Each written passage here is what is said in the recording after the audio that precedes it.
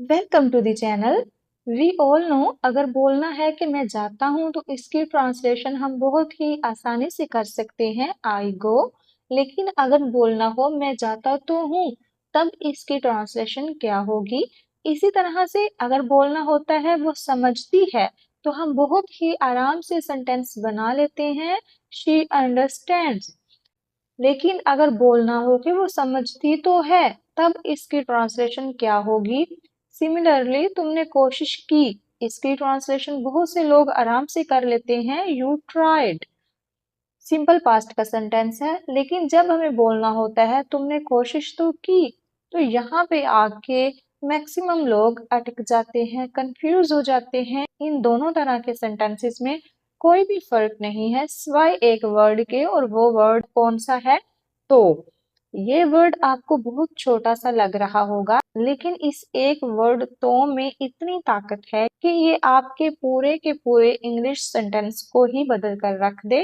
जी हाँ, आज की क्लास में हम इस तरह के सेंटेंसेस को सीखने वाले हैं। इस तरह के सेंटेंसेस बेहद जरूरी है सीखना। तो चलिए फटाफट से क्लास को स्टार्ट कर लेते हैं। इस तरह के सेंटेंसेस को इंग्लिश में कैसे बनाया जाता है, इसे सीखने से पहले आप लोगों को ये सीखना होगा ये सेंटेंसेस आखिर किस टाइप के होते हैं। फिर ही आप इन दोनों टाइप के सेंटेंसेस में डिफरेंस को समझ पाएंगे, कॉन्सेप्ट भी अच्छे तरीके से क्लियर हो पाएगा। तो जो इस तरह के सेंटेंसेस होते हैं, जैसे मैं जाता तो हूँ, वो खाती तो है, हम पढ़ते तो हैं, वो समझती तो है, उसने बताया तो था। इस तरह के सेंटेंसेस जिनमें तो का इस्तेमाल होता है, जो सिंपल प्रेजेंट या सिंपल पास्ट के सेंटेंसेस होते हैं, इन्हें उर्दू में कहा जाता है जोर देने वाले जुमले, और इंग्लिश में कहा जाता है एम्फेटिक सेंटेंसेस। एम्फेटिक सेंटेंसेस का मतलब होता है ऐसे सेंटेंसेस जिनमें हम अपनी बात को जोर देकर बोलते हैं, एम्फसाइज करते हैं अपनी बात पे। जैसे कि एग्जाम्पल से समझते हैं, जब हम बोलते हैं मैं जाता हूँ, इसकी ट्रांसलेशन होती है आई गो।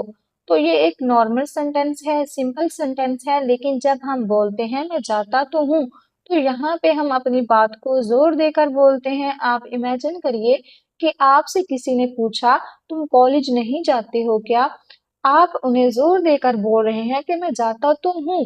तो यहाँ पे आप जो तो का इस्तेमाल कर रहे हैं वो किस लिए कर रहे हैं, अपनी बात पर जोर देने के लिए, यानी कि एफसाइज करने के लिए। तो इन्हें ही हम कहते हैं एफेटिक सेंटेंसेस। ठीक इसी तरह से कोई कहे मैं खाती हूँ, वो एक नॉर्मल सेंटेंस होगा जो बन जाता है इंग्लिश में आई ईट।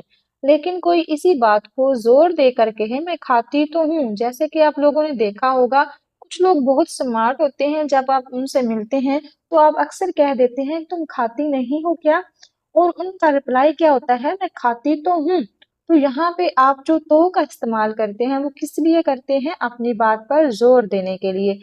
तो यही डिफरेंस होता है इन दोनों तरह के सेंटेंसेस में। आई होप आपको डिफरेंस क्लियर हो गया होगा। अब देखिए एम्फेटिक सेंटेंसेस यानी जोर देने वाले सेंटेंसेस जिनमें तो का इस्तेमाल होता है, इन जुमलों को हम इंग्लिश में कैसे बना सकते हैं। देखिए इस तरह के सेंटेंसेस को बनाने के लिए बहुत ही छोटा सा, बहुत ही इजी सा स्ट्रक्चर होता है। इस स्ट्रक्चर में सबसे पहले आपको लिखना है सब्जेक्ट। एज यूजुअल आप सबको पता होगा सबसे पहले हम सब्जेक्ट ही यूज करते हैं, और सबसे लास्ट पे आप लिखेंगे वर्ब की फर्स्ट फॉर्म। सिर्फ और सिर्फ वर्ब की फर्स्ट फॉर्म ही आएगी और कोई वर्ब की फॉर्म नहीं यूज होगी यहाँ पे। और दरमियान में आपको लिखना है हेल्पिंग वर्ब। अब हेल्पिंग वर्ब कौन से हो सकते हैं, यहाँ पे डू या फिर डज लगाएंगे, या फिर आप डिड का यूज करेंगे। डू और डज आप तब लगाएंगे जब आपका सेंटेंस सिंपल प्रेजेंट में होगा, और डिड का यूज आप तब करेंगे जब आपका सेंटेंस सिंपल पास्ट का होगा। अब यहाँ पे कुछ लोगों को ये भी डाउट हो सकता है कि डू कब आएगा और डज कब आएगा और डिड कब आएगा, कौन से सब्जेक्ट के साथ कौन सा हेल्पिंग वर्ब यूज होगा। तो ये भी मैं आपको बता देती हूँ। देखिए डू का यूज आप तब करेंगे जब आपका सब्जेक्ट प्लूरल होगा, मतलब आप एक से ज्यादा लोगों की बात कर रहे होंगे, जैसे आई वी यू दे, इनके साथ आप डू का यूज करेंगे प्रेजेंट में। और अगर दो आदमियों की बात करेंगे तब भी आप डू का ही यूज करेंगे। और डज का यूज हम तब करते हैं जब हमारा सब्जेक्ट सिंगुलर होता है, मतलब जब हम एक शख्स की बात करते हैं, for example he she it, या किसी एक पर्सन का नाम। और डिड का यूज अब तब करेंगे जब आपका सेंटेंस पास्ट में होगा। और डिड का यूज हम ऑल सब्जेक्ट के साथ करते हैं। डिड के साथ आप कोई भी सब्जेक्ट लगा सकते हैं, तो डिड के साथ आपको कोई भी टेंशन नहीं लेनी है, बस आपको डू और डज में सब्जेक्ट देखने होते हैं। चलिए अब इस कॉन्सेप्ट को एग्जाम्पल से समझते हैं। जैसे कि देखिए सबसे पहला सेंटेंस है मैं समझती हूँ, तो ये सेंटेंस हमारा प्रेजेंट सिंपल का है। इंग्लिश में सेंटेंस बन जाता है आई अंडरस्टैंड। अब इसी सेंटेंस को हमें जोर देकर बोलना है कि मैं समझती तो हूँ। अब ये सेंटेंस कैसे बनेगा? सबसे पहले देखिए सब्जेक्ट तो नहीं बदला, जी सब्जेक्ट सेम है, हम आई ही यूज करेंगे यहाँ पे। यहाँ पे वर्ब भी सेम है, तो वर्ब यहाँ पे अंडरस्टैंड आ जाएगा। और दरमियान में आपको यूज करना है हेल्पिंग वर्ब का। हेल्पिंग वर्ब लगाने के लिए आपको सबसे पहले देखना होगा कि सेंटेंस किस टेंस में है। तो ये पहला वाला सेंटेंस हमारा सिंपल प्रेजेंट में है, तो इतना तो क्लियर हो गया कि या तो यहाँ पे डू आएगा या फिर डज आएगा। डिड यहाँ पे नहीं होगा क्योंकि सेंटेंस हमारा सिंपल पास्ट में नहीं है। अब इसके बाद हमें देखना है सब्जेक्ट, क्योंकि सिंपल प्रेजेंट में दो हेल्पिंग वर्ब्स होते हैं, डू और डज, इसलिए हमें सब्जेक्ट देखना जरूरी है। जैसे कि यहाँ पे देखिए सब्जेक्ट हमारा आई है, तो इसके लिए हम यूज करेंगे डू का।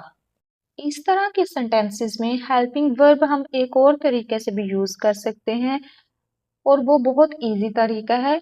दूसरा तरीका ये होता है, आप बस वर्ब को देखिए, सेंटेंस में आपका जो भी वर्ब आ रहा है उसको देखिए। अगर वर्ब की फर्स्ट फॉर्म एज इट लिखी गई है तो आप आंख बंद करके डू लगा दीजिए, और अगर फर्स्ट फॉर्म में एस या ई एस मिलाकर लिखा गया है तो आप वहां पे डज लगा देंगे दूसरे सेंटेंस में, जो हम एम्फसाइज करके सेंटेंस बनाएंगे।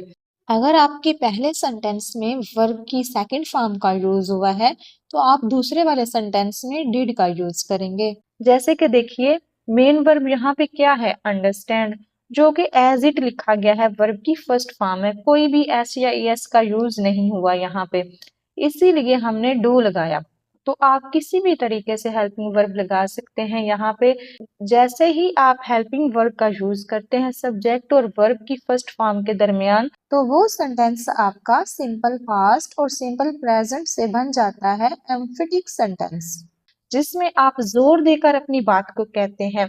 कुछ और एग्जाम्पल देखिए, जैसे वो पढ़ती है, सिंपल प्रेजेंट का नॉर्मल सेंटेंस है, तो सेंटेंस बन जाएगा शी स्टडीज। अब इस बात को अगर जोर देकर कहना हो कि वो पढ़ती तो है, अब यहाँ पे सेंटेंस कैसे बनेगा? सबसे पहले हम लिखेंगे सब्जेक्ट, सब्जेक्ट चेंज नहीं हुआ तो यहाँ पे भी आ जाएगा शी।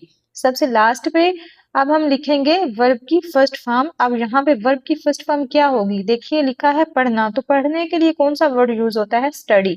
अब दरमियान में हमें यूज करना है हेल्पिंग वर्ब का। अब हेल्पिंग वर्ब देखिए, या तो डू आएगा या फिर डज आएगा, क्योंकि सेंटेंस हमारा सिंपल प्रेजेंट का है।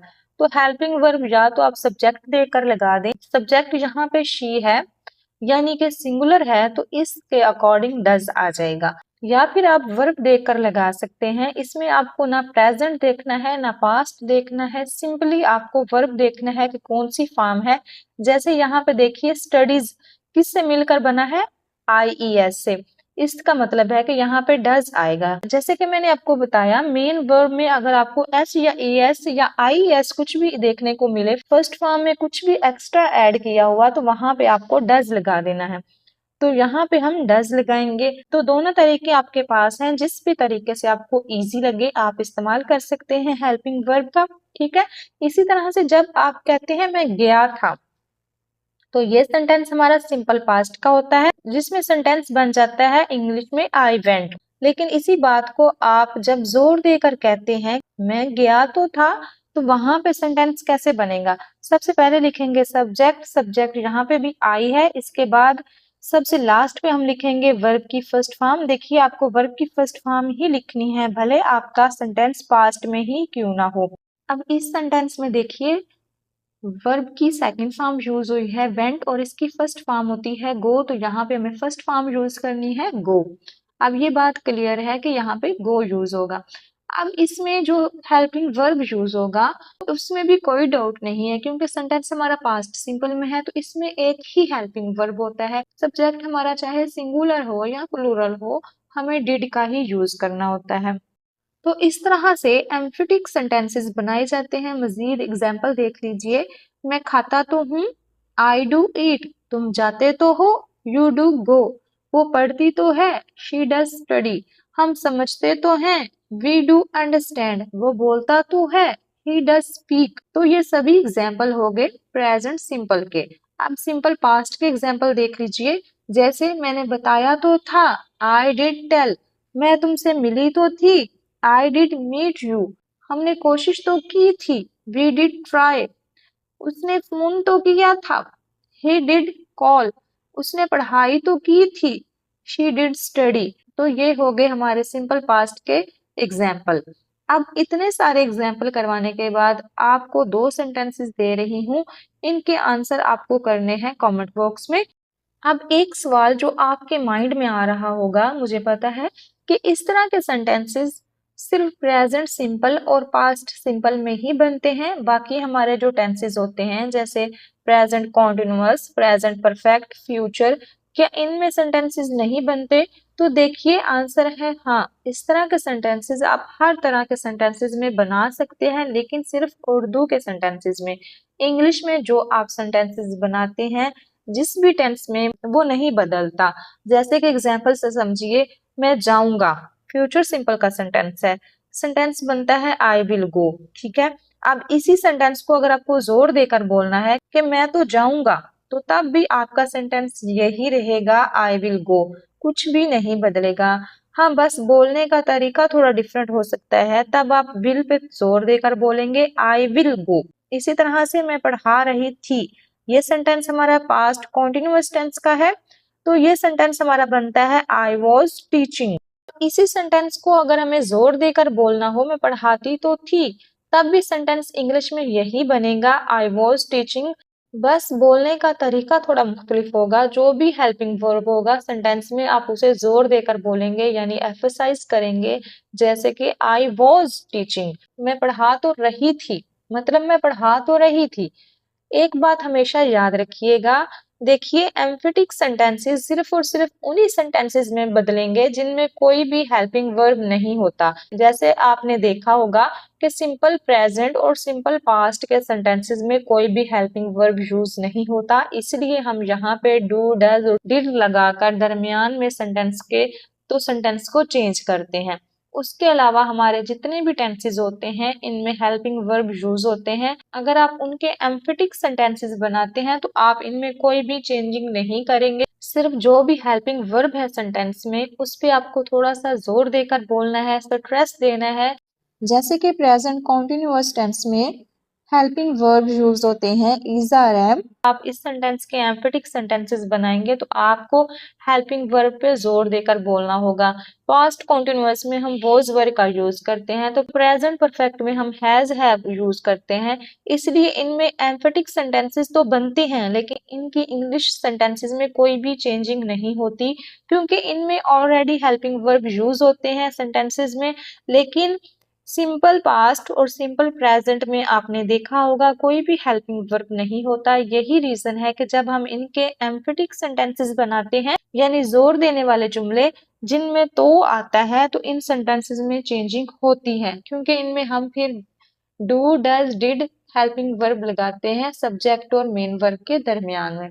सो आई होप अब आप लोगों को ये कॉन्सेप्ट बिल्कुल क्लियर हो गया होगा। बहुत ही इजी है ऐसे सेंटेंसेस बनाना। सिर्फ 3 ही हेल्पिंग वर्ब यूज होते हैं, सिर्फ 2 ही टेंसेस में सेंटेंस बदलता है। सिंपल प्रेजेंट है तो डू डज आएगा, और अगर सिंपल पास्ट है तो डिड यूज होगा। आई होप आज की वीडियो भी आपको अच्छी लगी होगी, कुछ नया सीखा होगा। अगर वीडियो अच्छी लगी हो तो एक लाइक कर दीजिएगा। मिलते हैं नेक्स्ट वीडियो लेक्चर में। Thanks for watching.